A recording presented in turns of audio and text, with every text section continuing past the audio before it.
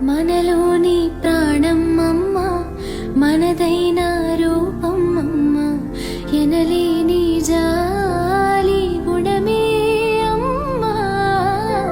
నడిపించే దీపం అమ్మ, కరుణించే కోపం అమ్మ,